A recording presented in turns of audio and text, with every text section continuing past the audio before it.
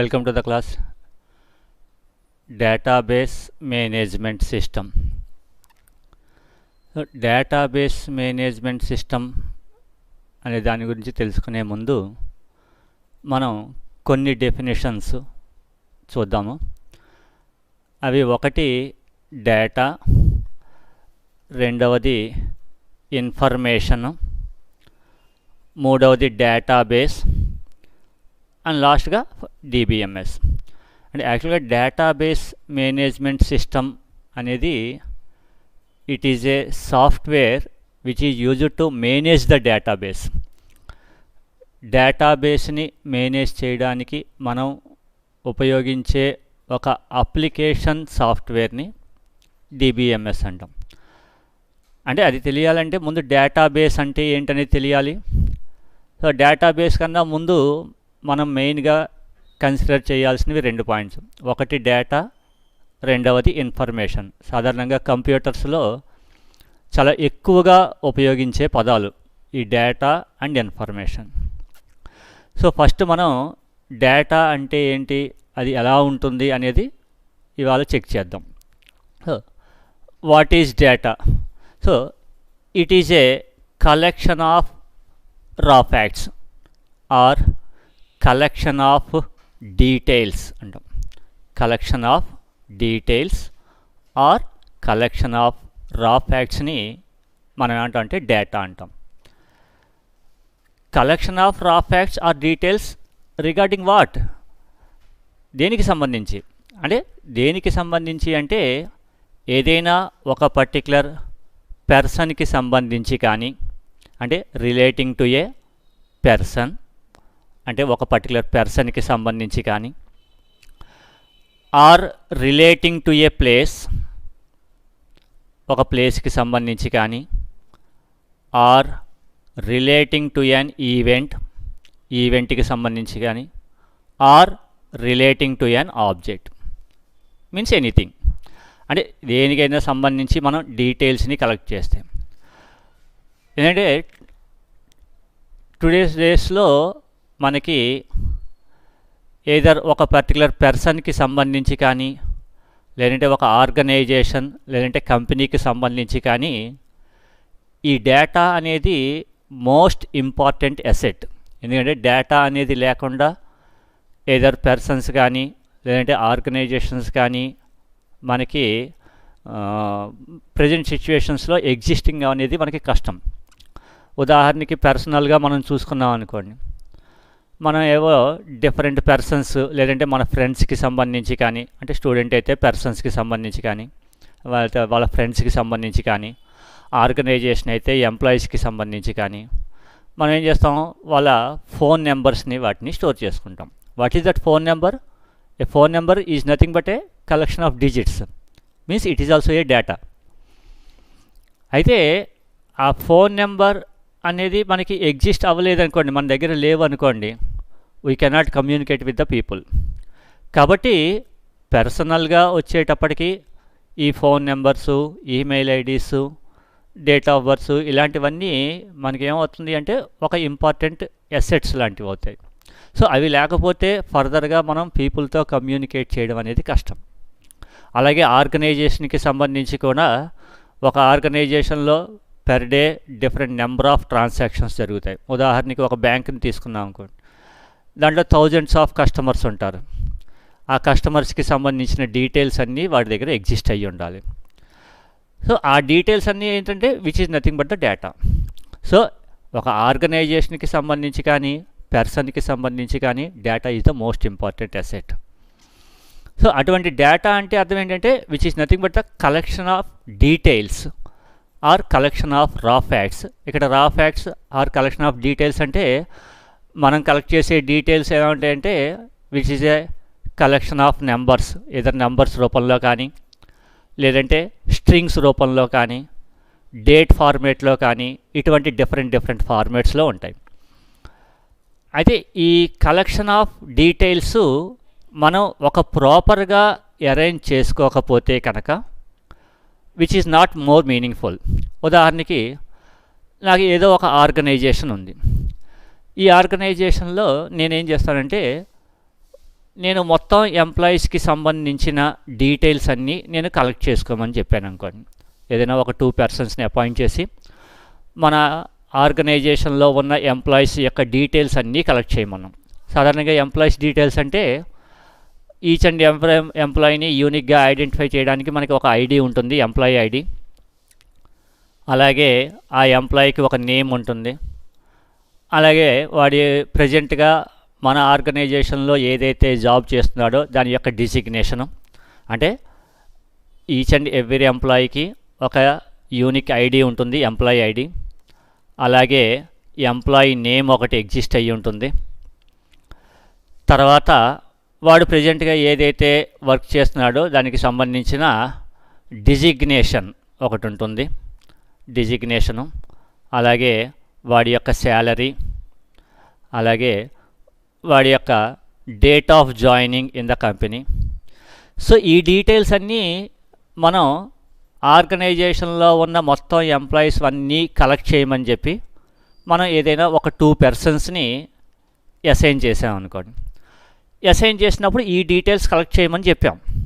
అయితే ఈ కలెక్ట్ చేసేటప్పుడు అందరూ సేమ్ ఒకే ఆర్డర్లో కలెక్ట్ చేయాలని రూల్ లేదు.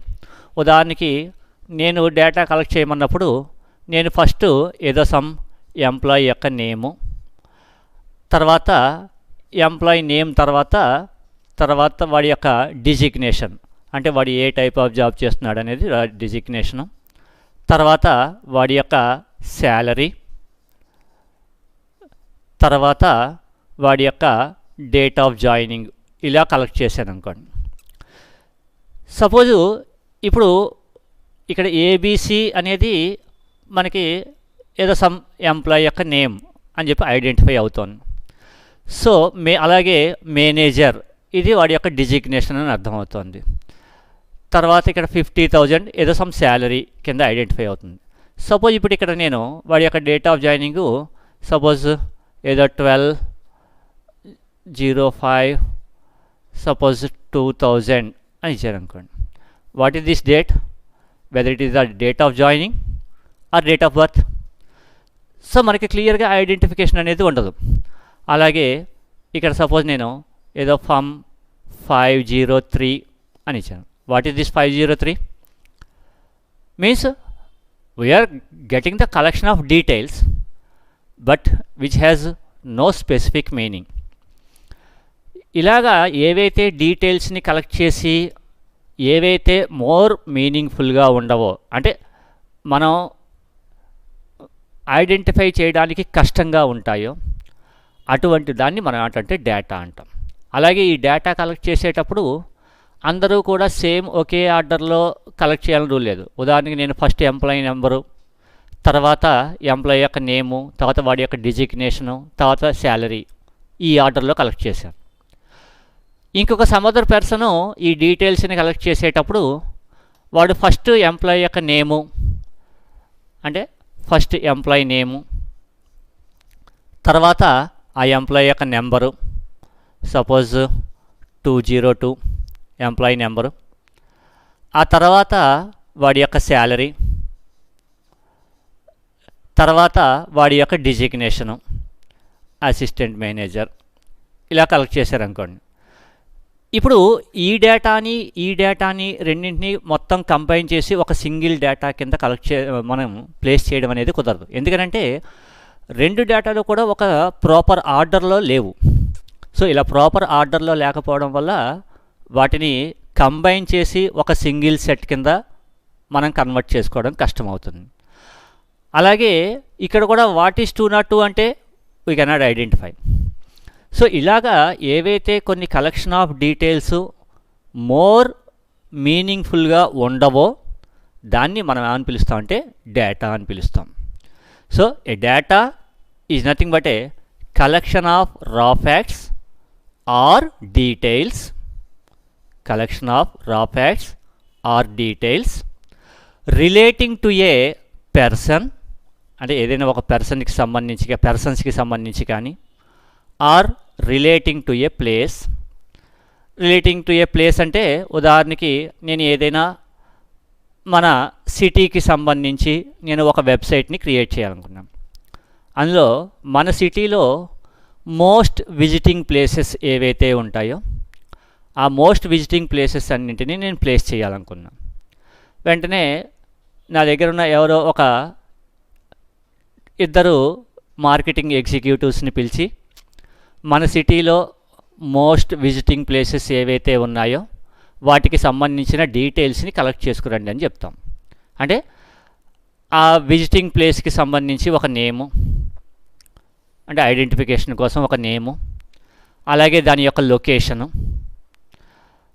దాంట్లో ఉండే స్పెషాలిటీ ఏంటి, అలాగే అక్కడికి వెళ్ళడానికి what are the different ways of transportation, అంటే రైల్వే స్టేషన్ నుంచి అయితే ఎంత డిస్టెన్స్లో ఉంటుంది, బస్ స్టాండ్ నుంచి ఎంత డిస్టెన్స్లో ఉంటుంది, ఆ పర్టికులర్ లొకేషన్కి ఏదర్ బస్ ఫెసిలిటీ ఏదైనా ఎగ్జిస్ట్ అయ్యిందా, లేదంటే క్యాబ్ ద్వారా వెళ్ళాలా, లేదంటే మోటార్ వెహికల్ అయితే దాని నుంచి ఎలా వెళ్ళాలి, ఇటువంటి డీటెయిల్స్ అన్నీ నేను కలెక్ట్ చేయమన్నాను అనుకోండి. సో ఈ కలెక్ట్ చేసేటప్పుడు అందరూ ఒకే ప్రాపర్ ఆర్డర్లో కలెక్ట్ చేయకపోతే then it is not more meaningful and we cannot directly place into the website. అంటే డైరెక్ట్గా వెబ్సైట్లో మనకి ప్లేస్ చేయడం అనేది కుదరని పని. అప్పుడు ఏం చేయాలి, మళ్ళీ వాటన్నిటిని ఆ ఇద్దరు కలెక్ట్ చేసిన డిఫరెంట్ డీటెయిల్స్ని మనం ఒక ప్రాపర్ ఆర్డర్లో అరేంజ్ చేసుకోవాల్సి ఉంటుంది.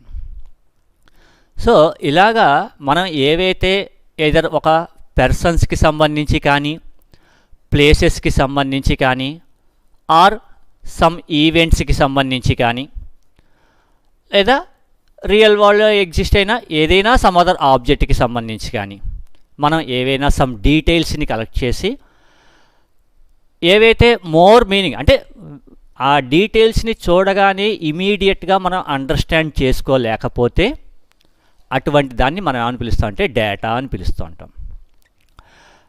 ఇక నెక్స్ట్ వన్ వచ్చేటప్పటికి information. So information means it is the processed data.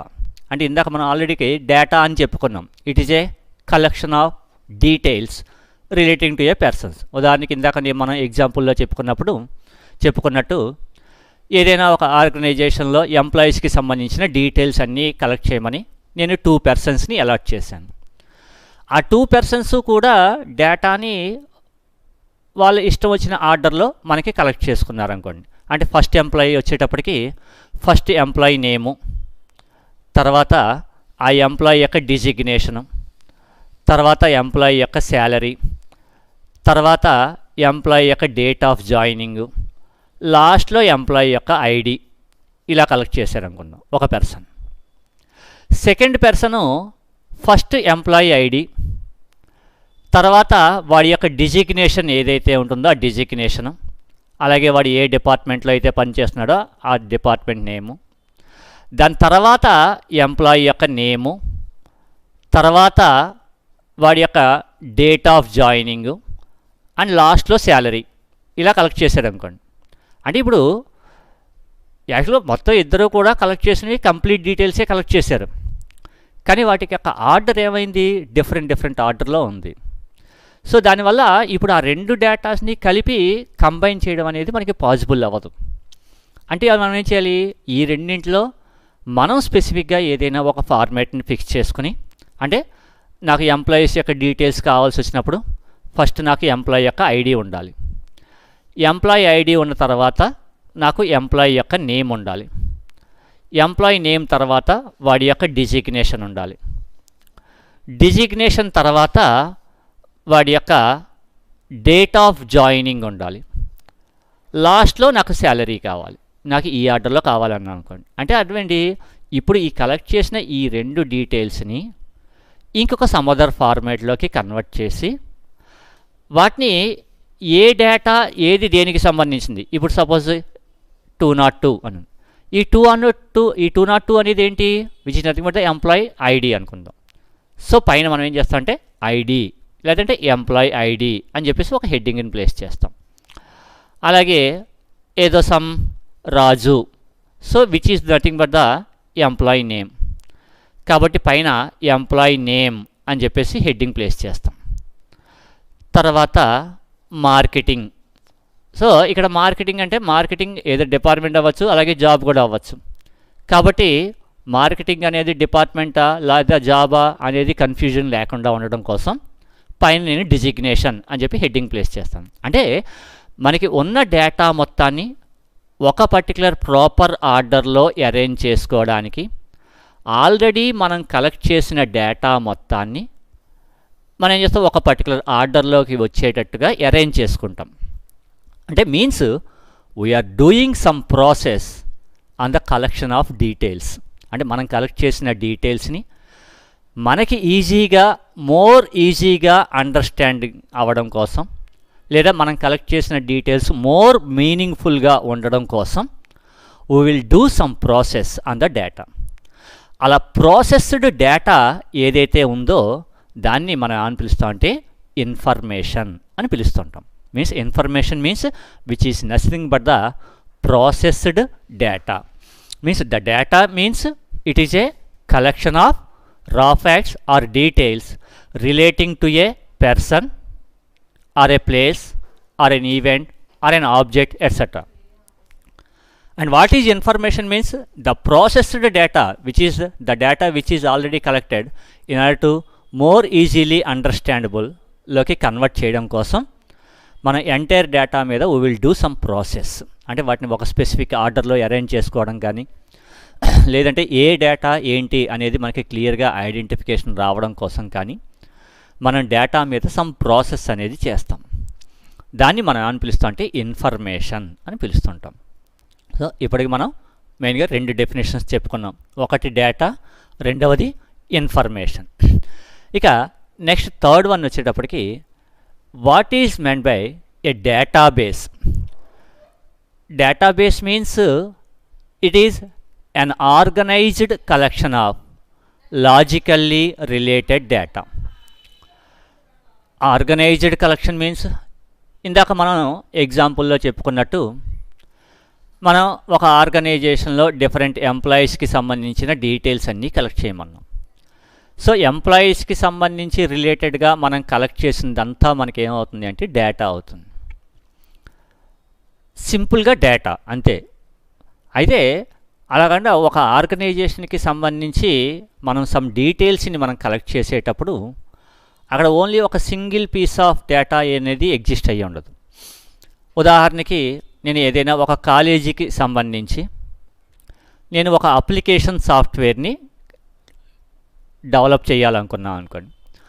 మరి ఒక అప్లికేషన్ సాఫ్ట్వేర్ని డెవలప్ చేయాలి అంటే ఆ ఎంటైర్ కాలేజీలో జరిగే మనకి డిఫరెంట్ నెంబర్ ఆఫ్ ట్రాన్సాక్షన్స్ అన్నీ, అంటే ఆ పర్టికులర్ ఆర్గనైజేషన్లో ఏ టైప్ ఆఫ్ ఆపరేషన్స్ పెర్ఫామ్ అవుతాయి అనేది మొత్తం అన్ని ఆపరేషన్స్ని మనం కన్సిడర్ చేసుకోవాలి.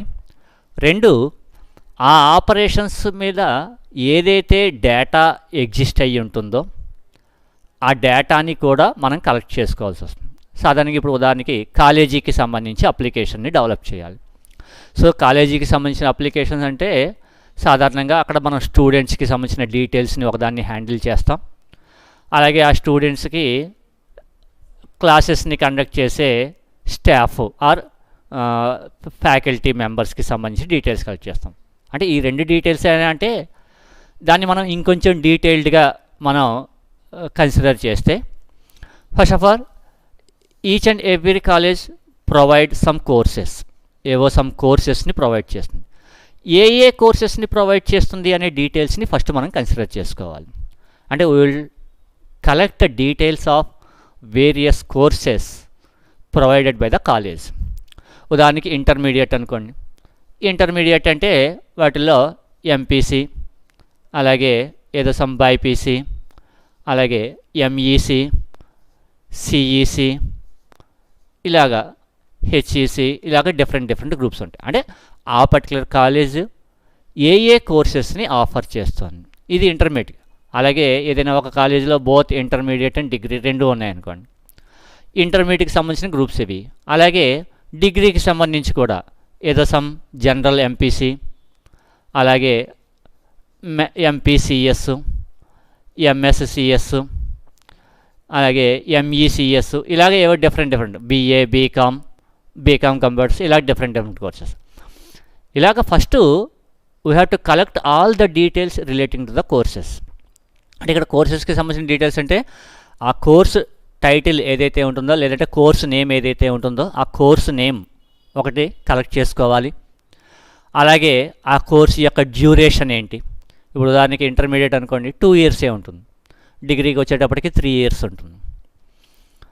ఇలాగా మనకి అంటే ఆ కోర్సు యొక్క డ్యూరేషను, అలాగే ఆ కోర్సు యొక్క ఫీజు, వీటికి సంబంధించిన డీటెయిల్స్ అన్నీ మనకి ఏమవుతాయంటే కోర్సుకి సంబంధించిన డీటెయిల్స్ అవుతాయి. అంటే first of all we have to collect the details of course.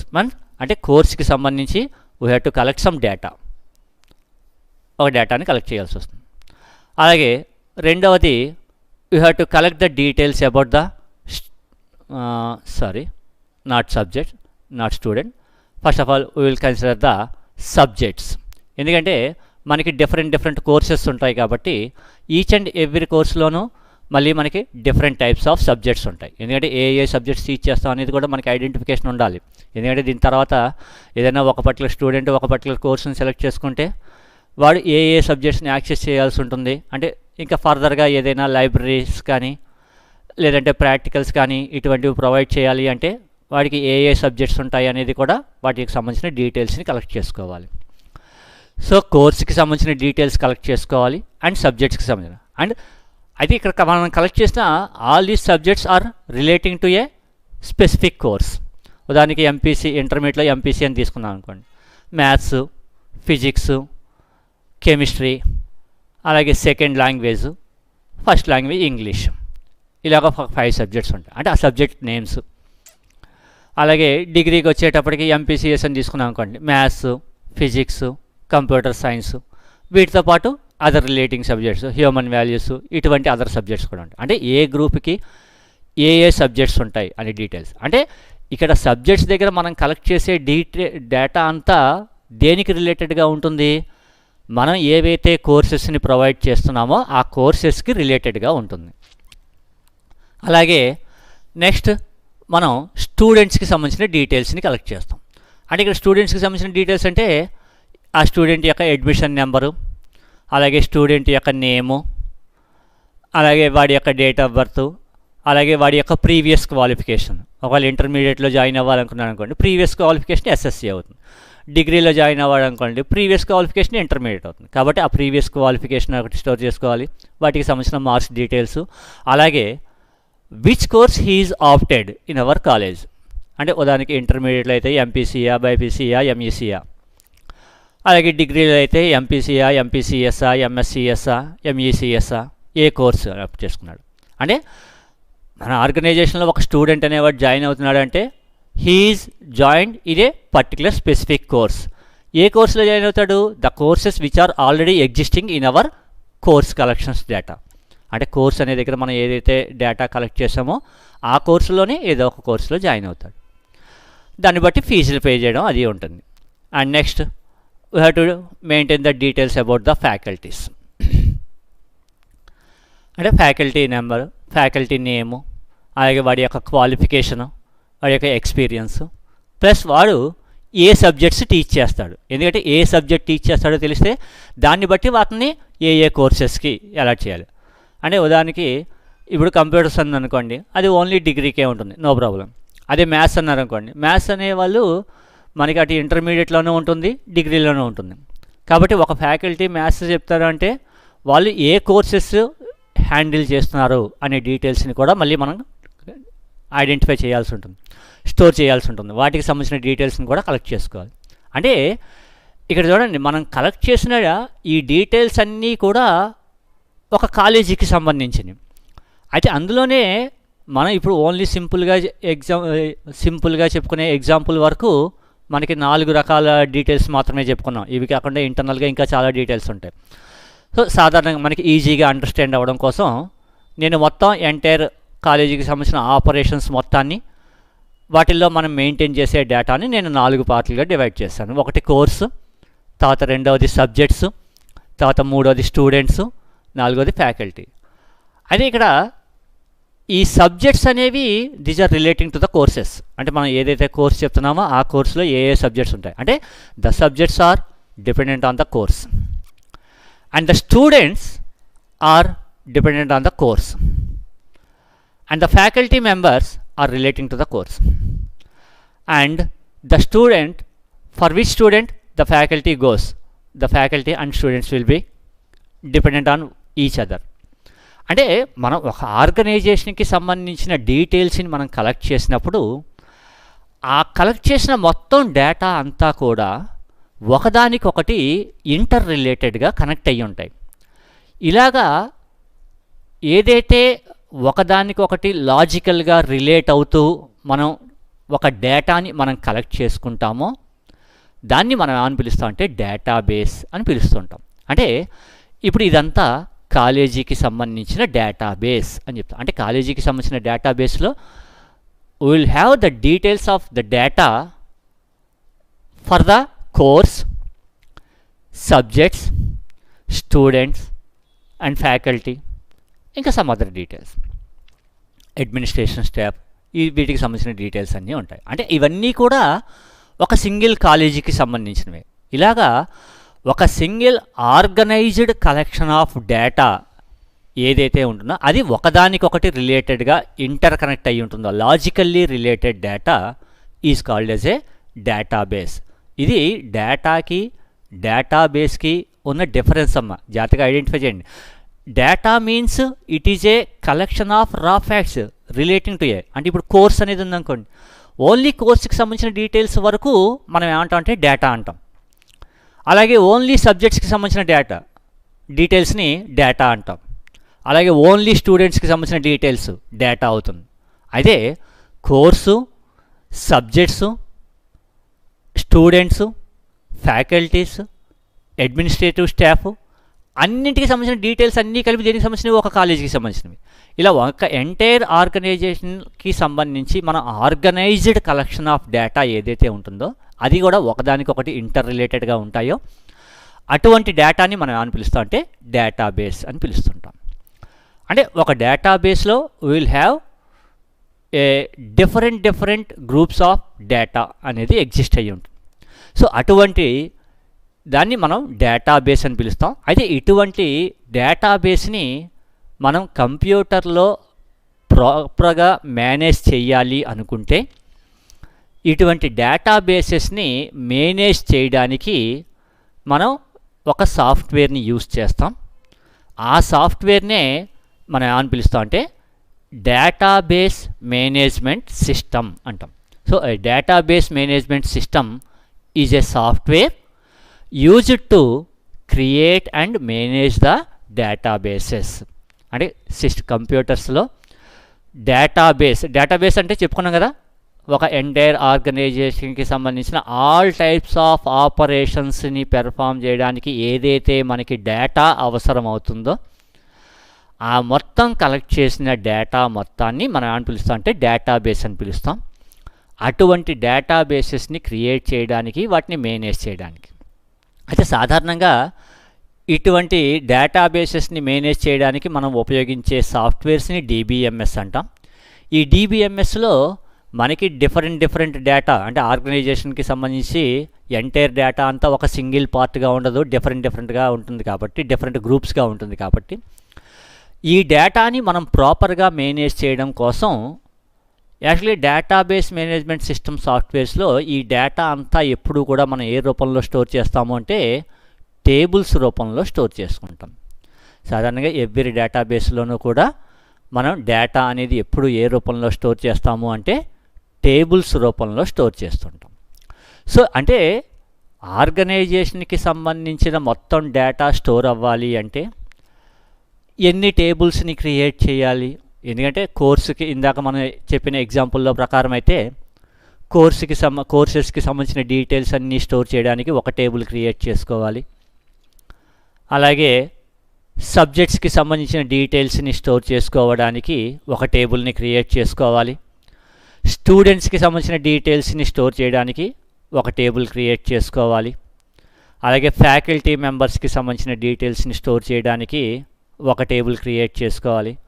అలాగే ఒకవేళ మనం ఏదైనా లైబ్రరీ మెయింటైన్ చేసేటట్టయితే కనుక మన ఎంటైర్ లైబ్రరీలో మనకి ఎగ్జిస్ట్ అయిన డిఫరెంట్ నెంబర్ ఆఫ్ బుక్స్ వాటిని స్టోర్ చేసుకోవడానికి, వాటికి సంబంధించిన డీటెయిల్స్ అన్నింటినీ స్టోర్ చేసుకోవడం అంటే ఒక పర్టికులర్ బుక్ యొక్క టైటిలు, అలాగే ఆ బుక్ యొక్క సీరియల్ నెంబరు, అలాగే దాని యొక్క ఆథర్ ఎవరు, పబ్లిషర్ ఎవరు, అది ఏ సబ్జెక్టుకి సంబంధించింది, అది ఏ ఏ కోర్సెస్కి ఉపయోగపడుతుంది, అలాగే మన లైబ్రరీలో ఆ పర్టికులర్ ఎడిషన్కి సంబంధించి ఎన్ని నెంబర్ ఆఫ్ కాపీస్ ఉన్నాయి, అలాగే ఆ బుక్ యొక్క కాస్ట్ ఏంటి, ఇటువంటి డీటెయిల్స్ అన్నీ స్టోర్ చేసుకోవాలి. సో అంటే లైబ్రరీకి సంబంధించి డీటెయిల్స్ అన్నీ స్టోర్ చేసుకోవడానికి ఒక టేబుల్ని క్రియేట్ చేయాల్సి వస్తుంది. అలాగే లైబ్రరీ నుంచి ఎవరైనా బుక్స్ తీసుకుంటే కనుక, లెండింగ్ చేసుకున్నట్టయితే కనుక ఆ బుక్స్ లెండెడ్కి సంబంధించిన అంటే ఏ బుక్ తీసుకున్నారు, ఏ స్టూడెంట్ తీసుకున్నాడు, ఇటువంటి డీటెయిల్స్, ఎప్పుడు తీసుకున్నాడు, మళ్ళీ ఎప్పుడు రిటర్న్ ఇవ్వాలి, ఇటువంటి డీటెయిల్స్ అన్నీ స్టోర్ చేసుకోవాలంటే బుక్స్ లెండింగ్కి సంబంధించి మళ్ళీ ఇంకొక టేబుల్ని క్రియేట్ చేసుకోవాలి. ఇలాగా మనకి ఉన్న ఎంటైర్ డేటా మొత్తాన్ని స్టోర్ చేసుకోవడానికి ఏవైతే డిఫరెంట్ నెంబర్ ఆఫ్ టేబుల్స్ని క్రియేట్ చేసుకోవాల్సి వస్తుందో అటువంటి టేబుల్స్ని క్రియేట్ చేయడానికి, అలాగే క్రియేట్ చేసిన టేబుల్స్ని మేనేజ్ చేయడం. అంటే ఇక్కడ మేనేజ్ చేయడం అంటే ఒక టేబుల్ని క్రియేట్ చేసిన తర్వాత దానిలోకి మనం డేటాని స్టోర్ చేసుకోగలగాలి. మళ్ళీ ఫర్దర్గా ఎప్పుడైనా ఒకవేళ ఏదైనా ఒక పర్టికులర్ డేటాని మనం మోడిఫికేషన్స్ చేయాల్సి వస్తే వాటిని మళ్ళీ మనం మోడిఫికేషన్స్ చేస్తూ ఉండాలి. అలాగే మనకి అవసరం లేని డేటాని డిలీట్ చేస్తూ ఉండాలి. అలాగే ఒకసారి టేబుల్లో మనం స్టోర్ చేసిన డేటాని మళ్ళీ మనం ఎప్పుడు కావాలంటే అప్పుడు తిరిగి రిట్రీవ్ చేసుకుంటూ ఉండగలగాలి. సో ఇలా డేటాని స్టోర్ చేయడము, రిట్రీవ్ చేయడము, మోడిఫై చేయడం, డిలీట్ చేయడం, ఈ టైప్ ఆఫ్ ఆపరేషన్స్ని మనం ఏంటంటే మేనేజింగ్ అంటాం. అంటే manage means just in order to create the tables and store the data into tables, retrieving the data or modifying the data or removing the data, ఈ type of ఆపరేషన్స్ని మనమే. So ఇటువంటి టేబుల్స్ని వాటిని create చేయడం, manage చేయడానికి మనం ఏదైతే ఒక సాఫ్ట్వేర్ని ఉపయోగిస్తామో దాన్ని మనం ఏంటంటే డేటాబేస్ మేనేజ్మెంట్ సిస్టమ్ సాఫ్ట్వేర్ అంటాం. సో ఈ DBMS or database management system అనేది తెలుసుకునే దానికి ముందు మనం ఇప్పటివరకు మెయిన్గా 4 రకాల డెఫినేషన్స్ తెలుసుకున్నాం. అవి ఒకటి data, which is nothing but the collection of raw facts or details relating to a person or a place or an event or an object etcetera. But it is not more meaningful. Meaningful అంటే కొంత data మనకి చూడగానే అర్థమవుతుంది, కొన్ని డేటాలు మనకి క్లియర్గా identification ఉండవు. అలాగే next information, which is nothing but the processed data. అంటే మనం కలెక్ట్ చేసిన డేటా మనకి ఈజీగా అండర్స్టాండ్ అవ్వడం కోసం ఆర్ మనం కలెక్ట్ చేసిన డేటా మోర్ మీనింగ్ఫుల్గా ఉండడం కోసం మనం ఆ ఎంటైర్ డేటా మొత్తాన్ని ఒక ప్రాపర్ ఆర్డర్లోకి అరేంజ్ చేసుకోవడం కానీ, లేదు అవి మనకి మోర్ ఈజీగా అండర్స్టాండ్ అయ్యేటట్టు వాటిని విజువలైజేషన్ ఫార్మాట్లోకి కన్వర్ట్ చేసుకోవడం కానీ, ఇటువంటి ఏదో సమ్ ప్రాసెస్ చేసిన తర్వాత మనం కలెక్ట్ చేసిన డేటా మనకి మోర్ ఈజీ అండ్ మీనింగ్ఫుల్గా ఉంటుంది. అలా మీనింగ్ఫుల్గా ఉన్న డేటాని మనం ఏమని పిలుస్తాం అంటే ఇన్ఫర్మేషన్ అంటాం. అలాగే ఒక ఎంటైర్ ఆర్గనైజేషన్కి సంబంధించి ఆర్గనైజ్డ్ కలెక్షన్ ఆఫ్ డేటా, అది కూడా ఒకదానికొకటి ఇంటర్ రిలేటెడ్గా ఉంటే దాన్ని డేటాబేస్ అని చెప్తారని చెప్పుకున్నాం. సో అటువంటి డేటాబేసెస్ని క్రియేట్ చేయడానికి, మేనేజ్ చేయడానికి మనం ఏదైతే ఒక అప్లికేషన్ సాఫ్ట్వేర్ని ఉపయోగిస్తామో ఆ అప్లికేషన్ సాఫ్ట్వేర్ని మనం ఏమని పిలుస్తాం అంటే DBMS or database management system, which is the most important features in the current trends.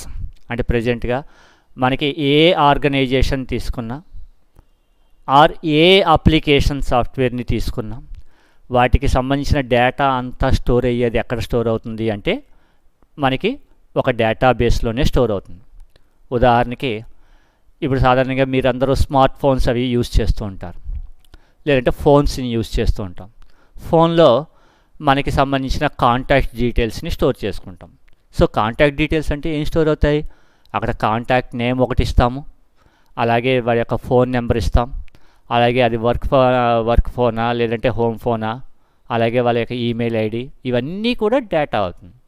అయితే ఆ డేటా అంతా ఏ ఫార్మాట్లో స్టోర్ అవుతుంది అంటే టేబుల్ రూపంలో స్టోర్ అవుతుంది. అంటే ఇంటర్నల్గా మనం యూజ్ చేసే ఫోన్స్లో ఉన్న ఆపరేటింగ్ సిస్టంలో కూడా ఆ ఫోన్కి సంబంధించిన డేటాని స్టోర్ చేసుకోవడానికి సంబంధించి ఆ డీటెయిల్స్ అన్నీ స్టోర్ చేసుకోవడానికి ఒక టేబుల్ క్రియేట్ అవుతుంది. అంటే ఇంటర్నల్గా ఒక డేటాబేస్ అనేది మెయింటైన్ అవుతూ ఉంటుంది.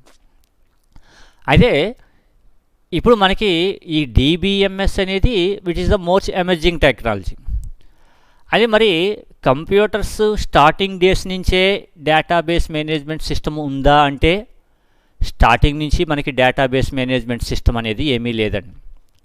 సో మరి ఈ డేటాబేస్ మేనేజ్మెంట్ సిస్టమ్ లేకముందు సాధారణంగా ఒక కంప్యూటర్స్లో మనం ఏదైనా సమ్ డేటా అనేది మనం స్టోర్ చేయాలి అంటే ఆ డేటా అనేది ఎప్పుడు అంటే up to third generation computers run అవుతున్నంత వరకు కూడా మనకి డేటాబేస్ మేనేజ్మెంట్ సిస్టమ్ అనేది ఏది కూడా ఎగ్జిస్ట్ అవ్వలేదమ్మా.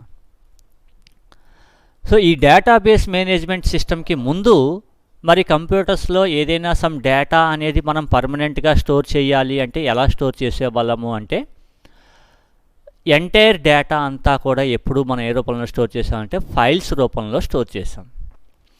అంటే మరి ఆల్రెడీ మరి ఫైల్స్ రూపంలో స్టోర్ చేసుకుంటున్నారు కదండి. మరి దానికి మళ్ళీ కొత్తగా డేటాబేస్ మేనేజ్మెంట్ సిస్టమ్ ఇంట్రడ్యూస్ చేయడం దేనికి అంటే ఫైల్స్ రూపంలో డేటాని స్టోర్ చేయడం వల్ల మనకి కొన్ని డిసడ్వాంటేజెస్ ఉన్నాయి. ఎందుకంటే సాధారణంగా కంప్యూటర్స్లో మనం ఎప్పుడైనా సరే డేటాని ఫైల్స్ రూపంలో మనం స్టోర్ చేసినప్పుడు each and every file will be treated as an individual piece in the computers. అంటే కంప్యూటర్స్లో ఫైల్ అనేది it is an individual component కింద ట్రీట్ అవుతుంది.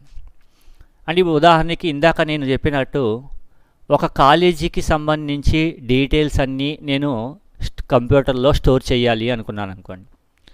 సో ఫస్ట్ మనం కోర్సెస్కి సంబంధించి మనం ఏవైతే సమ్ డీటెయిల్స్ని కలెక్ట్ చేస్తామో ఈ కోర్సెస్కి సంబంధించిన డీటెయిల్స్ అన్నీ కూడా ఒక ఫైల్లో స్టోర్ చేసుకోవాలి. అలాగే ఈచ్ అండ్ ఎవ్రీ కోర్స్లోనూ మనకి ఏవైతే different number of subjects exist అయ్యి ఉంటాయో ఈ సబ్జెక్ట్స్ డీటెయిల్స్ అన్నీ స్టోర్ చేసినప్పుడు ఈ సబ్జెక్ట్స్ డీటెయిల్స్ అన్నీ సెపరేట్గా మనం ఏం చేయాలంటే ఇంకొక సమ్ అదర్ ఫైల్లో స్టోర్ చేసుకోవాలి. అండ్ అలాగే స్టూడెంట్స్కి సంబంధించిన డీటెయిల్స్ సెపరేట్గా ఒక ఫైల్లో స్టోర్ చేసుకోవాల్సి వస్తుంది.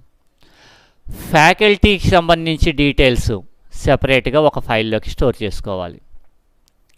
లైబ్రరీకి సంబంధించి డీటెయిల్స్ సెపరేట్గా ఒక ఫైల్లో స్టోర్ చేసుకోవాలి. అది ఇలా స్టోర్ చేసుకున్నప్పుడు all these files are independent of each other. అంటే కోర్స్ అనేది ఒక file, so it is a separate component. సబ్జెక్ట్స్కి సంబంధించిన డీటెయిల్స్ అన్నీ ఒక ఫైల్లో పెట్టాం. సో ఈ ఫైల్ అనేది the subjects file is independent of courses means it does not depend on the course.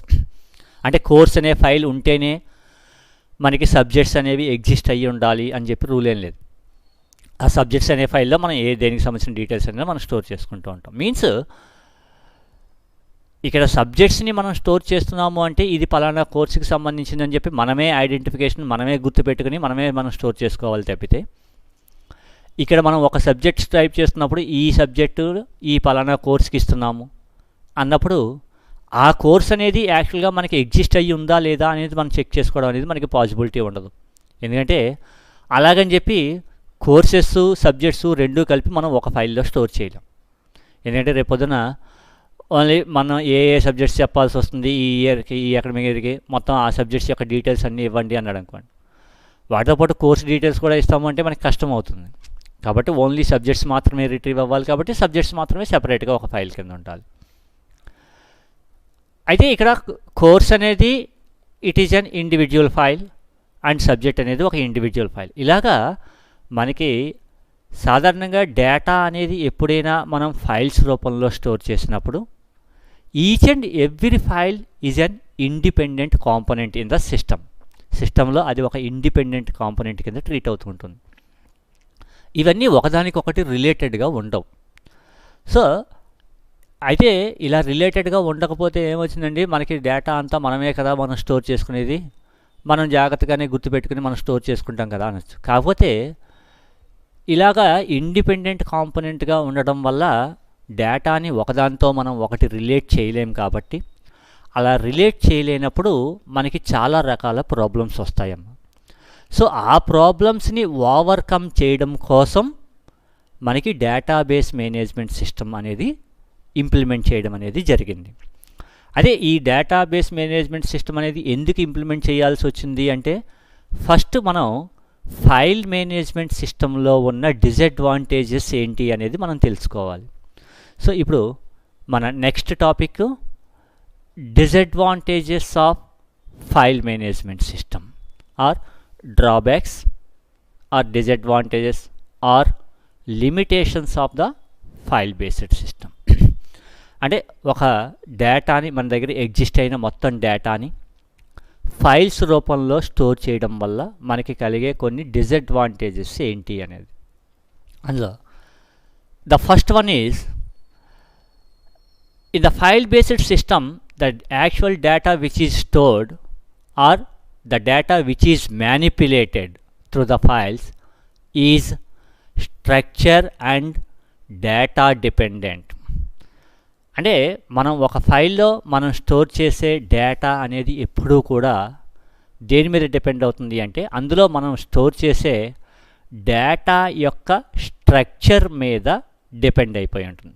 అంటే ఇక్కడ ఫైల్ మేనేజ్మెంట్ సిస్టంలో దాని మీద మనం ఒక ఫైల్లో మనం ఏవైతే డిఫరెంట్ ఆపరేషన్స్ని పెర్ఫామ్ చేయాలనుకుంటాం, ఉదాహరణకి ఆపరేషన్స్ అంటే ఇందాక మేనేజ్ అని చెప్పాం కదమ్మా, ఆ మేనేజ్ అనే పదానికి సంబంధించిన డీటెయిల్స్ ఇక్కడ. అంటే ఒక ఎంటైర్ డేటా మొత్తాన్ని ఫైల్స్ రూపంలో మనం మేనేజ్ చేయాలి అంటే ఫస్ట్ ఫైల్ని క్రియేట్ చేసుకోవాలి, ఆ ఫైల్లోకి డేటాని మనం స్టోర్ చేయాలి, అలాగే స్టోర్ చేసిన డేటాని మళ్ళీ మనం రిట్రీవ్ చేయగలగాలి, మోడిఫికేషన్స్ చేయగలగాలి, అలాగే అన్నెసరీ డేటా ఆర్ మనకి అవసరం లేని డేటా ఏదైతే ఉంటుందో డేటాని మళ్ళీ మనం రిమూవ్ చేయాల్సి వస్తుంది. ఈ టైప్ ఆఫ్ ఆపరేషన్స్ని పెర్ఫామ్ చేయాలి అంటే వాటి మీద మళ్ళీ మనం ఏవో సమ్ అప్లికేషన్ ప్రోగ్రామ్స్ అనేవి ఇంప్లిమెంట్ చేయాల్సి వస్తుంది. ఎందుకంటే కంప్యూటర్లో ఏ ఒక్క ఆపరేషను కూడా దానంతట అది పెర్ఫామ్ చేయదు, ప్రతిదానికి మనం ఇన్స్ట్రక్షన్స్ ఇవ్వాల్సిందే. ఎందుకంటే కంప్యూటర్ అనేది just it is A electronic device కాబట్టి దాని చేత మనం ఏ టైప్ ఆఫ్ ఆపరేషన్స్ని పెర్ఫామ్ చేయాలన్నా దానికి సంబంధించి మనం కొన్ని ఇన్స్ట్రక్షన్స్ రాయాలి. ఉదాహరణకి ఇప్పుడు కోర్సుకి సంబంధించిన డీటెయిల్స్ని నేను పర్మనెంట్గా స్టోర్ చేయాలి అంటే మనం ఏం చేయాలి, ఫస్ట్ ఆఫ్ ఆల్ కోర్స్ అనే ఫైల్ని క్రియేట్ చేసుకోవాలి, ఆ ఫైల్లోకి కోర్సెస్కి సంబంధించిన డీటెయిల్స్ని స్టోర్ చేయాలి. అంటే స్టోర్ చేయడానికి ఒక అప్లికేషన్ ప్రోగ్రామ్ రాయాలి. అలాగే మన దగ్గర ఎగ్జిస్ట్ అయిన కోర్సెస్ మొత్తం లిస్ట్ కావాలి అన్నాను అనుకోండి, అంటే కోర్స్ అనే ఫైల్లో మనం స్టోర్ చేసిన కోర్సెస్కి సంబంధించిన డీటెయిల్స్ అన్నీ రిట్రీవ్ చేయాలి. సో ఫైల్లో ఉన్న డేటాని రిట్రీవ్ చేయడానికి మళ్ళీ మనం ఒక అప్లికేషన్ ప్రోగ్రామ్ రాయాల్సి వస్తుంది. లేదంటే ఏదైనా ఒక పర్టికులర్ కోర్స్కి సంబంధించి ఫీజు చేంజ్ చేయాల్సి వచ్చింది అంటే ఆల్రెడీ ఇంతకుముందు ఏదో ఫీజు ఉంటుంది, ఇప్పుడు ఆ ఫీజుని మనం మోడిఫై చేయాలి అంటే డేటాని మోడిఫై చేయాలంటే దానికి మళ్ళీ ఒక అప్లికేషన్ ప్రోగ్రామ్ రాయాలి. అలాగే మనకి అన్నెసరీ ఇన్ఫర్మేషన్ని డిలీట్ చేయాలి, దానికి ఒక ప్రోగ్రామ్. అంటే ఏ టైప్ ఆఫ్ ఆపరేషన్ని మనం పెర్ఫామ్ చేయాలన్నా ప్రతి ఆపరేషన్కి సంబంధించి మనం కొన్ని అప్లికేషన్ ప్రోగ్రామ్స్ని డెవలప్ చేయాల్సి వస్తాయి. అయితే ఈ అప్లికేషన్ ప్రోగ్రామ్స్ అన్నీ కూడా మనకి ఏమవుతాయంటే ఆ ఫైల్లో మనం స్టోర్ చేసే డేటా అండ్ దాని యొక్క స్ట్రక్చర్ మీద డిపెండ్ అయ్యి ఉంటుంది. అది అలా డిపెండ్ అవ్వడం వల్ల మనకి ఇబ్బంది ఏంటయ్యా అంటే చాలా రకాల ప్రాబ్లమ్స్ వస్తాయి. అవేంటనేది ఒకసారి చెప్తాను చూడండి. ఉదాహరణకి ఇప్పుడు నేను ఏదైనా ఒక ఫైల్లో స్టూడెంట్స్కి సంబంధించిన డీటెయిల్స్ని స్టోర్ చేయాలి. నేను మరి ఎక్కువ ఎగ్జాంపుల్స్ ఏం తీసుకొని ఎక్కువ ఫీల్డ్స్ తీసుకోకుండా చాలా తక్కువ డేటాతో ఎక్స్ప్లెయిన్ చేయడానికి ట్రై చేస్తాను చూడండి. ఒక ఫైల్లో నేను స్టూడెంట్స్కి సంబంధించిన డీటెయిల్స్ని స్టోర్ చేసుకోవాలి. దానికి నేను ఏదో ఒక సి లాంగ్వేజ్ని ఉపయోగించి స్టూడెంట్స్ యొక్క డీటెయిల్స్ని మ్యానిపులేట్ చేయడానికి నేను ఒక అప్లికేషన్ని డెవలప్ చేయాలనుకున్నాను. అంటే అందులో స్టూడెంట్స్ యొక్క డీటెయిల్స్ని స్టోర్ చేయడానికి ఒక ప్రోగ్రామ్ రాయాలి, స్టూడెంట్స్ యొక్క డీటెయిల్స్ని రిట్రీవ్ చేయడానికి ఒక ప్రోగ్రామ్ రాస్తాను, మోడిఫికేషన్స్కి సంబంధించి ఒక ప్రోగ్రామ్ రాస్తాం, అలాగే స్టూడెంట్స్ యొక్క డీటెయిల్స్ని డిలీట్ చేయడానికి ఒక ప్రోగ్రామ్ రాసాను అనుకుందాం. అంటే సింపుల్గా ఒక స్టూడెంట్కి సంబంధించిన డీటెయిల్స్ని మ్యానిపులేట్ చేయడానికి we have to right 4 application programmes, 4 application programmes రాయాలి. అయితే వీటన్నింటిలో మనకి ఏమవ్వాలి, స్టూడెంట్స్ యొక్క డేటా స్టోర్ అవ్వాలి. స్టూడెంట్స్ యొక్క డేటా అంటే సపోజ్ నేను సి లాంగ్వేజ్ని ఉపయోగించి అప్లికేషన్ని డెవలప్ చేద్దాం అనుకున్నాను కాబట్టి సాధారణంగా సి లాంగ్వేజ్లో డిఫరెంట్ టైప్స్ ఆఫ్ డీటెయిల్స్ని కలిపి ఒక గ్రూప్ చేయడానికి నేను ఏం చేస్తాను అంటే ఒక స్ట్రక్చర్ని డిఫైన్ చేసుకుంటాం. ఎందుకంటే మనకి స్టోర్ చేసేదంతా కూడా స్ట్రక్చర్డ్ డేటా కాబట్టి. స్ట్రక్ట్ ఏదో సమ్ స్టూడెంట్ అని చెప్పేసి నేను ఒక స్ట్రక్చర్ని డిఫైన్ చేసుకుని ఇందులో సపోజ్ స్టూడెంట్ యొక్క రోల్ నెంబర్ ఒకటి తీసుకుంటాను. అలాగే స్టూడెంట్ యొక్క నేమ్ స్టోర్ చేసుకోవడానికి నేను ఒక క్యారెక్టర్ అరేని తీసుకున్నాను అనుకోండి.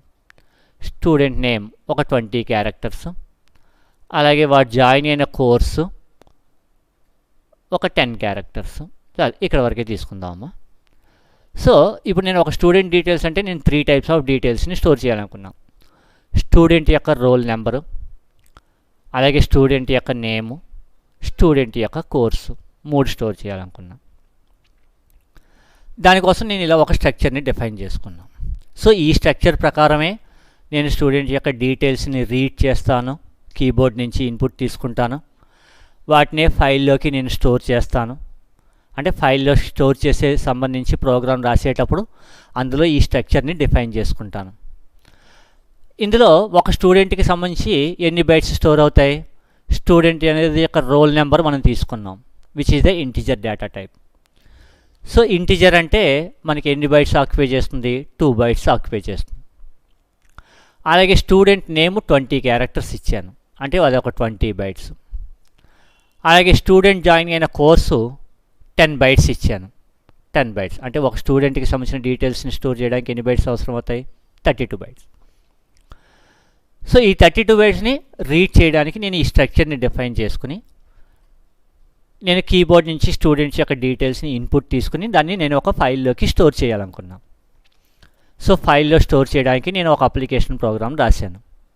అందులో మనం ఏం చేస్తాం? ఫస్ట్ కీబోర్డ్ నుంచి ఒక 32 బైట్స్ ఆఫ్ డేటాని రీడ్ చేస్తాం.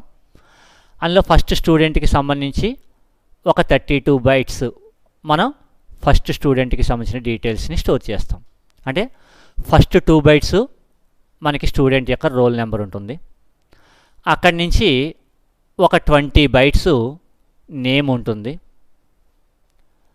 తర్వాత నెక్స్ట్ 10 బైట్స్లో వాడు జాయిన్ అయిన కోర్స్ ఉంటుంది. ఇది 10 బైట్స్. ఇక్కడితో ఒక స్టూడెంట్ యొక్క డీటెయిల్స్ అయిపోయాయి అనుకుందాం. నెక్స్ట్ నేను మళ్ళీ ఇంకో సెకండ్ స్టూడెంట్కి సంబంధించిన డీటెయిల్స్. ఈ సెకండ్ స్టూడెంట్కి సంబంధించిన డీటెయిల్స్ ఈ పక్కనే స్టోర్ అవుతాయి. అంటే ఇక్కడ ఆల్రెడీ 1 to 32 బైట్ వరకు అయింది. 33 బైట్ లొకేషన్ దగ్గర నుంచి మనకి ఏమవుతుంది? సెకండ్ స్టూడెంట్ యొక్క రికార్డు స్టోర్ అవుతుంది అనుకుందాం. అంటే ఈచ్ అండ్ ఎవ్రీ స్టూడెంట్ యొక్క రికార్డు 32 బైట్స్. ఒక స్పెసిఫిక్ స్ట్రక్చర్ని మనం ప్రొవైడ్ చేసేసాం. సో ఆ స్ట్రక్చర్ ప్రకారమే ఇక్కడ డీటెయిల్స్ని స్టోర్ అవుతూ ఉంటాయి. అంటే నెక్స్ట్ నేను స్టూడెంట్ యొక్క డీటెయిల్స్ని ఇది స్టోర్ చేయడానికి అనుకుందాం. నెక్స్ట్ స్టూడెంట్స్ యొక్క డీటెయిల్స్ని రిట్రీవ్ చేయడానికి నేను ఒక అప్లికేషన్ ప్రోగ్రామ్ రాశాను అనుకుందాం. అంటే స్టూడెంట్స్ యొక్క డీటెయిల్స్ రిట్రీవ్ అవ్వాలి అంటే ఏం చేయాలి? ఒక్కొక్కసారి ఒక్కొక్క స్టూడెంట్ యొక్క డీటెయిల్స్ని రీడ్ చేసి వాటిని మనం డిస్ప్లే చేయాలి. అంటే ఒక స్టూడెంట్ యొక్క డీటెయిల్స్ని రీడ్ చేయాలి అంటే ఎన్ని బైట్స్ రీడ్ చేయాలి అంటే అగైన్ ఈ స్టూడెంట్స్ రిట్రీవ్కి సంబంధించిన అప్లికేషన్ ప్రోగ్రాంలో కూడా మళ్ళీ మనం సేమ్ స్ట్రక్చర్ని డిఫైన్ చేసుకుంటాం. సో సేమ్ స్ట్రక్చర్ ఉంది కాబట్టి మళ్ళీ అదేంటి 32 బైట్స్ ఆక్యుపై చేస్తుంది. కాబట్టి ఇదేం చేస్తుంది? ఫస్ట్ ఒక 32 బైట్స్ వరకు రీడ్ చేస్తుంది. సో ఫస్ట్ స్టూడెంట్ యొక్క రికార్డు వచ్చేసింది, డిస్ప్లే చేస్తుంది, అయిపోయింది. నెక్స్ట్ మళ్ళీ 32 బైట్స్ రీడ్ చేస్తుంది. సో సెకండ్ స్టూడెంట్ యొక్క రికార్డు వచ్చింది. మీన్స్ స్టూడెంట్స్ డీటెయిల్స్ని రిట్రీవ్ చేయడానికి సంబంధించిన ప్రోగ్రాము ఈ స్ట్రక్చర్ని బేస్ చేసుకుంటుంది. అలాగే స్టూడెంట్ డీటెయిల్స్ యొక్క స్టోర్స్ చేయడానికి ఇదే స్ట్రక్చర్ని. రేపొద్దున ఏదైనా ఒక స్టూడెంట్ యొక్క కోర్స్ని మాడిఫై చేయాలి అన్నాను. మాడిఫై చేయాలంటే కోర్స్ మాడిఫై చేయాలంటే ముందు ఆ పర్టికులర్ ఎంటైర్ స్టూడెంట్ యొక్క రికార్డు మొత్తం రిట్రీవ్ చేయాలి. అంటే 32 బైట్స్ రిట్రీవ్ చేయాలి. అందులో ఈ కోర్సు 10 బైట్స్ యొక్క డేటాని మనం మాడిఫై చేసి మళ్ళీ సేమ్ లొకేషన్లో రైట్ చేయాలి. అంటే రైట్ చేయాలంటే మళ్ళీ 32 బైట్స్ రీడ్ చేయాల్సిందేగా. మళ్ళీ అలాగే రైట్ చేసేటప్పుడు మళ్ళీ 32 బైట్స్ రైట్ చేయాలి. అంటే మోడిఫికేషన్కి సంబంధించి. అంటే అక్కడ కూడా మళ్ళీ సేమ్ ఇదే స్ట్రక్చర్ని ఫాలో అవ్వాలి. అంటే స్టూడెంట్ మోడిఫికేషన్స్కి సంబంధించిన ప్రోగ్రాంలో కూడా అగైన్ సేమ్ స్ట్రక్చర్ని మళ్ళీ డిఫైన్ చేసుకోవాల్సి వస్తుంది. అలాగే ఏదైనా ఒక స్టూడెంట్ యొక్క డీటెయిల్స్ని నేను డిలీట్ చేయాలనుకున్నాను. డిలీట్ చేయాలంటే ఒక స్టూడెంట్కి సంబంధించిన డేటా అంటే డిలీట్ చేయాలంటే ఎన్ని బైట్స్ డిలీట్ చేయాలి? 32 బైట్స్ డిలీట్ చేయాలి. సో 32 బైట్స్ డిలీట్ చేయాలి కాబట్టి again we have to define the same structure. Means ఒక సింగిల్ స్టూడెంట్ యొక్క డీటెయిల్స్ని మ్యానిపులేట్ చేయడానికి మనం 4 ప్రోగ్రామ్స్ రాస్తున్నాం. స్టూడెంట్స్ డీటెయిల్స్ని స్టోర్ చేయడానికి ఒక ప్రోగ్రామ్, రిట్రీవ్ చేయడానికి ఒక ప్రోగ్రామ్, మోడిఫికేషన్స్ చేయడానికి ఒక ప్రోగ్రామ్, డిలీట్ చేయడానికి ఒక ప్రోగ్రామ్. అంటే ఈ 4 ప్రోగ్రామ్స్ కూడా సేమ్ స్ట్రక్చర్ మీద డిపెండ్ అవుతాయి. ఒకవేళ ఫర్దర్గా రేపొద్దున నాకు ఓన్లీ స్టూడెంట్ యొక్క రోల్ నెంబరు, నేము, కోర్సు ఇవి మాత్రమే కాకుండా వాడి యొక్క ప్రీవియస్ క్వాలిఫికేషన్ కూడా నేను స్టోర్ చేయాలనుకున్నాను అనుకోండి.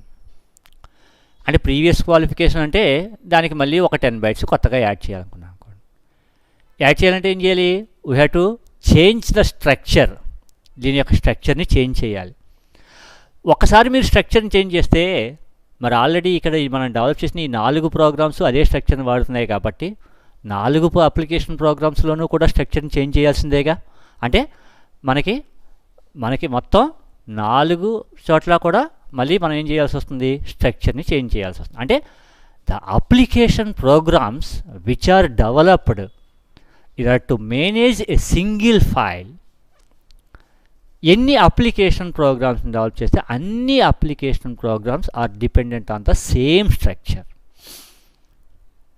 కాబట్టి ఒక్కసారి మనం స్ట్రక్చర్ని మనం మోడిఫై చేయాలి అనుకుంటే దానికి సంబంధించిన అప్లికేషన్ ప్రోగ్రామ్స్ అన్నీ కూడా చేంజ్ చేయాల్సి వస్తుంది. అలాగే డేటా మీద కూడా డిపెండ్ అయి ఉంటుంది. ఎందుకంటే ఇప్పుడు ఒక స్టూడెంట్కి సంబంధించి నేను 32 బైట్స్ అన్నాను. సో ఫస్ట్ స్టూడెంట్ యొక్క ఆల్రెడీ మనం ఒక ఫైల్లో స్టూడెంట్స్ యొక్క డీటెయిల్స్ని ఆల్రెడీ మనం స్టోర్ చేసాం అనుకుందాం. సో ఫస్ట్ 32 బైట్స్ మనకి ఏమవుతుంది? ఫస్ట్ స్టూడెంట్కి సంబంధించిన 33 పొజిషన్ దగ్గర నుంచి మనకి ఏమవుతుంది? సెకండ్ స్టూడెంట్ యొక్క రికార్డు స్టోర్ అయిపోతుంది. కాబట్టి ఒకవేళ రేపొద్దున మీరు స్ట్రక్చర్ని మోడిఫై చేస్తే అంటే ఇప్పుడు ప్రీవియస్ క్వాలిఫికేషన్ నేను 10 బైట్స్ పెట్టాను. అప్పుడు ఆల్రెడీ ఈ ఎగ్జిస్ట్ అయిన డేటా ఫైల్లో కూడా మళ్ళీ ఫస్ట్ 32 బైట్స్ తర్వాత ఒక 10 బైట్స్ని మీరు కొత్తగా ఇక్కడ ఇన్సర్ట్ చేయాల్సి వస్తుంది. అంటే గ్యాప్ని క్రియేట్ చేయాల్సి వస్తుంది. ఈ 10 బైట్స్ గ్యాప్ని మనం క్రియేట్ చేస్తేనే నెక్స్ట్ టైం నుంచి ఈ స్టూడెంట్కి సంబంధించిన ప్రీవియస్ క్వాలిఫికేషన్స్ అనేది స్టోర్ చేయగలుగుతాం.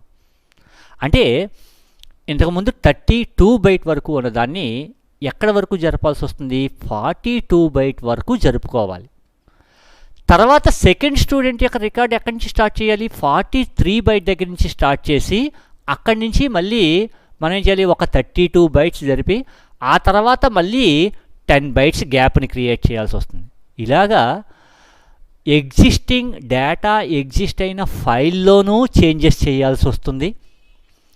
అలాగే ఈ డేటాని మ్యానిపులేట్ చేయడానికి అవసరమైన అప్లికేషన్ ప్రోగ్రామ్స్ ఏవైతే ఉంటాయో అవన్నీ ఆ స్ట్రక్చర్ మీద అలాగే అందులో స్టోర్ చేసిన డేటా మీద డిపెండ్ అయిపోయి ఉంటాయి. కాబట్టి ఒక్కసారి మనం స్ట్రక్చర్ని మనం చేంజ్ చేయాలి అనుకుంటే అప్లికేషన్ ప్రోగ్రామ్స్ని చేంజెస్ చేసుకోవాలి. అలాగే మనం ఆల్రెడీ డేటా స్టోర్ చేసేసి ఉన్నట్టయితే ఆ స్టోర్ చేసిన డేటా ఫైల్ని కూడా మళ్ళీ మనం మోడిఫికేషన్ చేయాల్సి వస్తుంది.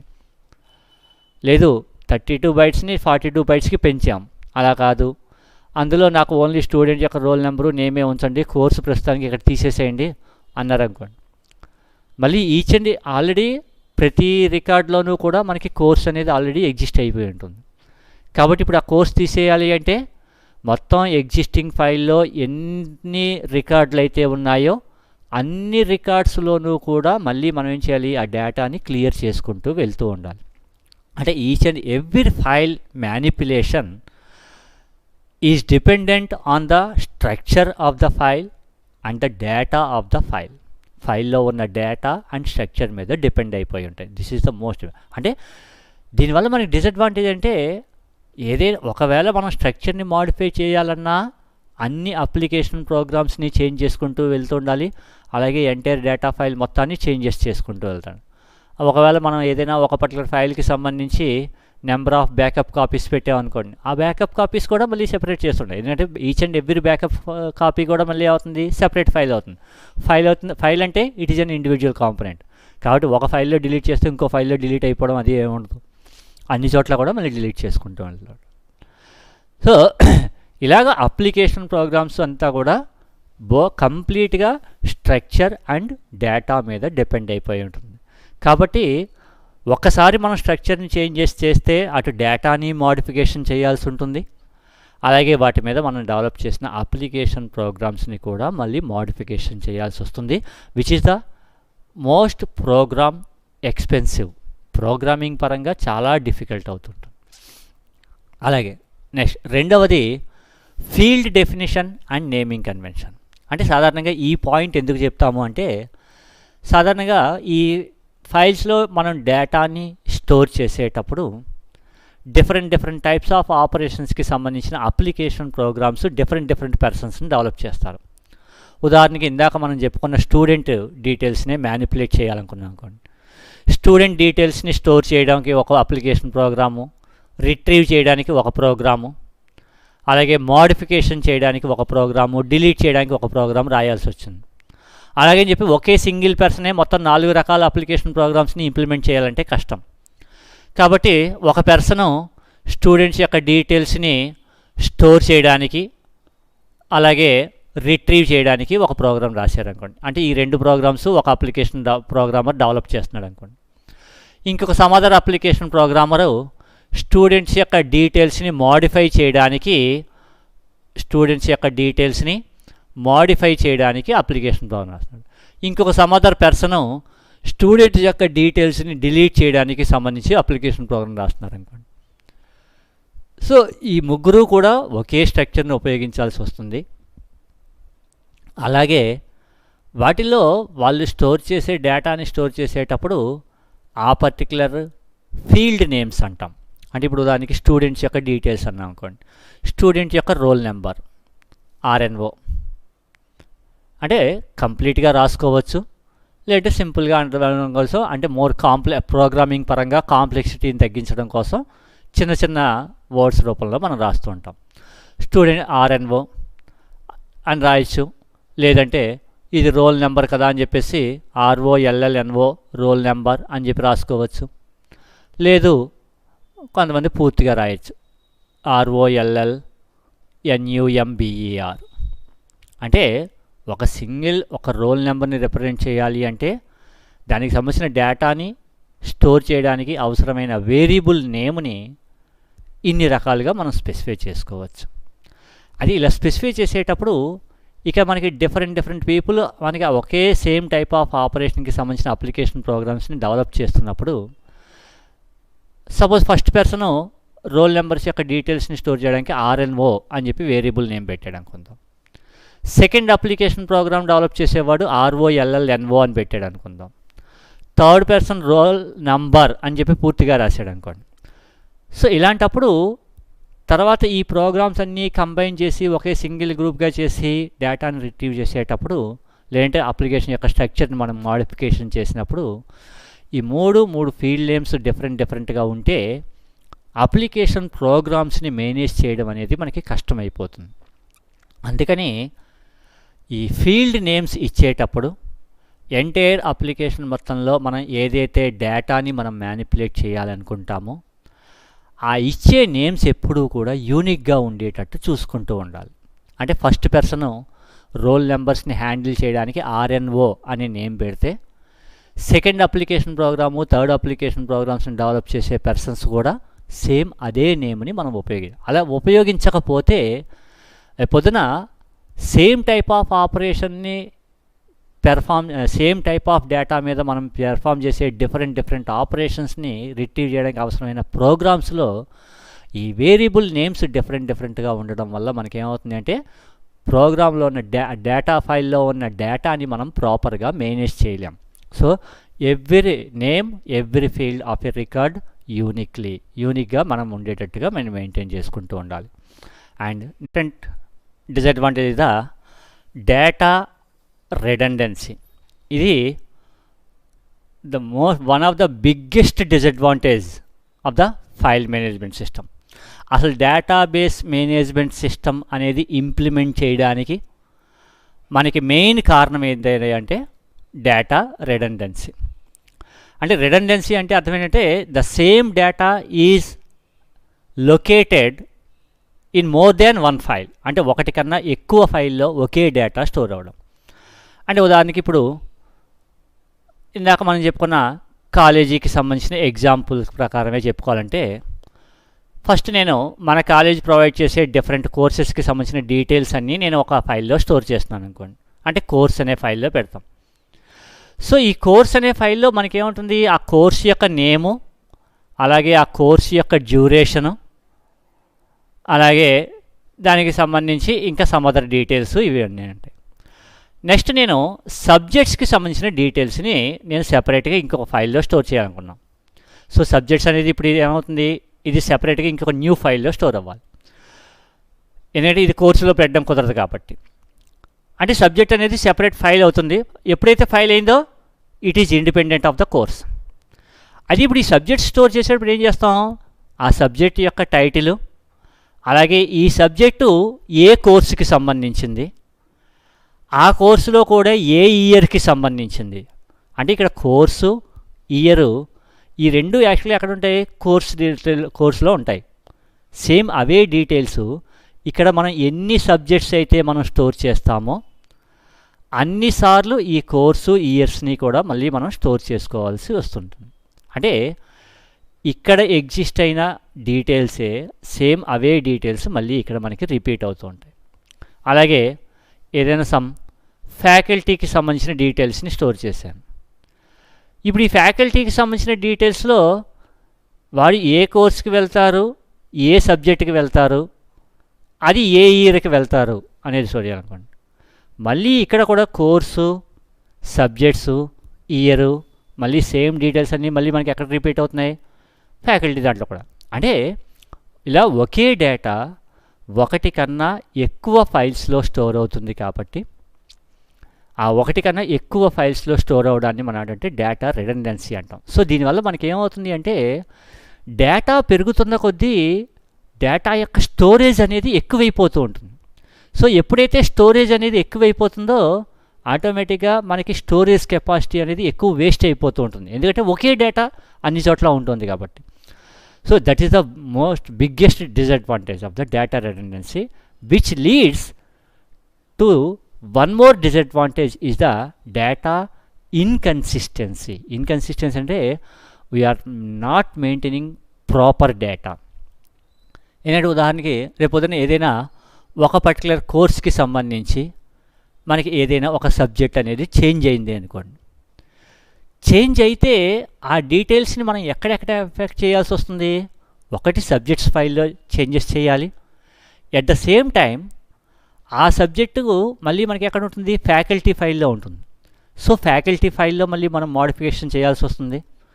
సేమ్ అదే ఫైల్కి సంబంధించిన దాని యొక్క సంబంధించిన ఆ సబ్జెక్ట్కి సంబంధించిన డీటెయిల్స్ లైబ్రరీలో ఉన్నాయనుకోండి. సో లైబ్రరీలో కూడా మళ్ళీ ఆ సబ్జెక్ట్కి సంబంధించిన చేంజెస్ చేయాల్సి ఉంటుంది. అలాగే స్టూడెంట్కి ఆ పర్టికులర్ సబ్జెక్ట్ చేంజ్ అయింది అనుకోండి, ఎంతమంది స్టూడెంట్స్ అయితే ఉంటారో ఆ స్టూడెంట్స్కి సంబంధించిన డీటెయిల్స్ అన్నీ స్టూడెంట్ ఫైల్లో ఉన్నాయనుకోండి, అక్కడ కూడా మళ్ళీ సబ్జెక్ట్ని చేంజ్ చేయాల్సి ఉంటుంది. అంటే ఒక్క పర్టికులర్ స్మాల్ డేటా మనకి ఎక్కడైనా ఒకసారి మనం చేంజెస్ చేయాల్సి వస్తే ఆ డేటా ఏ ఫైల్స్లో అయితే అదర్ ఫైల్స్లో ఎగ్జిస్ట్ అయ్యి ఉంటుందో అన్ని ఫైల్స్లోనూ కూడా మళ్ళీ కంపల్సరీ చేంజెస్ చేసుకుంటూ ఉండాల్సి వస్తుంది. ఒకవేళ అలా చేయకపోతే ఏమవుతుంది అంటే the same old data is existing in the other files. So దానివల్ల రేపొద్దున ఈ టూ ఫైల్స్ని మనం కంపేర్ చేసి డేటాని రిట్రీవ్ చేసేటప్పుడు ఒక ఫైల్లో డేటా ఒకలా ఉంటుంది, ఇంకొక అదర్ ఫైల్లో డేటా ఇంకొకలా ఉంటుంది. ఉదాహరణకి లేదంటే ఫీజుకి సంబంధించిన డీటెయిల్స్ ఉన్నాయనుకోండి, ఒక కోర్సుకి సంబంధించి ఏదో 10,000 అని చెప్పి కోర్స్ ఫైల్లో స్టోర్ చేశాను. సేమ్ అదే డీటెయిల్ ఒక స్టూడెంట్కి సంబంధించి ఒక కోర్స్ జాయిన్ అయినప్పుడు వాడు ఎంత ఫీజు కట్టాలో తెలియాలి అంటే మళ్ళీ స్టూడెంట్కి సంబంధించిన ఫైల్లో కూడా స్టూడెంట్స్ యొక్క డీటెయిల్స్తో పాటు వాడి ఫీజు ఎంత అనేది టైప్ చేయాలి. అంటే సేమ్ ఫీజు మళ్ళీ ఇక్కడ రిపీట్ అవుతూ ఉంటుంది. సపోజ్ రేపొద్దున నేను ఏదైనా ఒక సబ్జెక్ట్కి సంబంధించి కోర్సుకి సంబంధించి ఫీజు నేను చేంజ్ చేశాను అనుకోండి, అది నేను ఒక కోర్స్ ఫైల్లో మాత్రమే నేను చేంజ్ చేశాను అనుకోండి, స్టూడెంట్ ఫైల్లో నేను చేంజ్ చేయలేదు అనుకోండి, స్టూడెంట్ ఫైల్లో ఏముంటుంది, పాత ఫీజే ఉంటుంది. సో అంటే అక్కడ కోర్స్ అనే దాంట్లో ఒక రకమైన ఫీజు ఉంటుంది, స్టూడెంట్ ఫైల్లో ఒక రకమైన డేటా ఉంటుంది. Means we will get some ambiguity problem. అలాగా ఇంప్రాపర్ డేటా ఏదైతే ఉంటుందో దాన్ని మనం ఏంటంటే ఇన్కన్సిస్టెన్సీ అంటాం. సో ఈ ఇన్కన్సిస్టెన్సీ అనేది ఎందువల్ల వస్తుంది అంటే due to the data redundancy. Data redundancy వల్ల మనకి ఇన్కన్సిస్టెంట్, ఎందుకంటే ఒకే డేటా సెవరల్ ఫైల్స్లో రిపీట్ అవుతుంది కాబట్టి ఒకవేళ ఎప్పుడైనా ఒక పర్టికులర్ డేటాని మనం మోడిఫికేషన్ చేయాల్సి వస్తే అది అన్ని చోట్ల చేంజెస్ చేయాల్సి వస్తుంది. ఒకవేళ చేయకపోతే the data will become the improper data. And next excessive programming maintenance. ఇందాక చెప్పుకున్నాం కదమ్మా, అంటే మొత్తం అన్ని అప్లికేషన్ ప్రోగ్రామ్స్ కూడా మనం క్రియేట్ చేసిన ఫైల్ యొక్క స్ట్రక్చర్ అండ్ డేటా మీద డిపెండ్ అయ్యి ఉంటాయి కాబట్టి ఎప్పుడైతే అప్లికేషన్ ప్రోగ్రామ్స్ని కానీ డేటాని కానీ మనం చేంజెస్ చేస్తామో ఇమీడియట్గా దాని మీద డిపెండ్ అయిన అన్ని అప్లికేషన్ ప్రోగ్రామ్స్ని చేంజెస్ చేయాల్సి వస్తుంది. So leads to make changes in all application programmes whenever the data structure changes. అంటే పర్టికులర్ స్ట్రక్చర్ని చేంజెస్ చేసినప్పుడు ప్రోగ్రామ్ మెయింటెనెన్స్ కూడా ఎక్కువ అవుతుంది. And last and final one the limited data sharing. ఎందుకంటే మొత్తం ఎంటైర్ డేటా అంతా కూడా ఒకే ఒక సింగిల్ ఫైల్లో ఉంటుంది కాబట్టి ఒకవేళ సేమ్ డేటాని ఇంకొక సమ్ అదర్ పర్సన్స్ ఎవరైనా యాక్సెస్ చేయాలి అంటే some part of the data of A file అనేది మనం ఇంకొక సమ్ అదర్ పర్సన్కి యాక్సెస్ అయ్యేటట్టు పార్టిషన్ చేయడం అనేది మనకి పాసిబుల్ కాదు. కాబట్టి ఒకే డేటాని ఒకటి కన్నా ఎక్కువ మంది పర్సన్స్ యూజ్ చేసుకోవాలి అనుకున్నప్పుడు ఆ సేమ్ ఎంటైర్ ఫైల్ మొత్తాన్ని మనం అదర్ పర్సన్స్కి షేర్ చేయాల్సి ఉంటుంది. సో దీనివల్ల మనకేమవుతుంది అంటే డేటా సెక్యూరిటీ అనేది బాగా తగ్గిపోతూ ఉంటుంది. ఇవి ఫైల్ మేనేజ్మెంట్ సిస్టంలో ఉన్న డిసడ్వాంటేజెస్. సో టోటల్గా ఇవాళ టాపిక్లో ఇవాళ సెషన్లో మనం చెప్పుకున్నది డేటా యొక్క డెఫినేషను, అలాగే డేటా అంటే ఏంటి, ఇన్ఫర్మేషన్ అంటే ఏంటి, డేటాబేస్ అంటే ఏంటి, డేటాబేస్ మేనేజ్మెంట్ సిస్టమ్ అంటే ఏంటి అనేది తెలుసుకున్నాం. అలాగే డేటాబేస్ మేనేజ్మెంట్ సిస్టమ్ని ఇంప్లిమెంట్ చేయక ముందు మనం డేటాని ఫైల్స్ రూపంలో స్టోర్ చేసుకునే వాళ్ళం అని చెప్పుకున్నాం. సో ఆ ఫైల్స్ రూపంలో డేటాని స్టోర్ చేయడం వల్ల కొన్ని డిసడ్వాంటేజెస్ చెప్పుకున్నాం. ఒకటి structure and data dependent, field definition and naming conventions, data redundancy and inconsistency, and excessive programming maintenance and limited data sharing. These are the disadvantages of the file management system. Next session lo migilina konni details tho chuddam.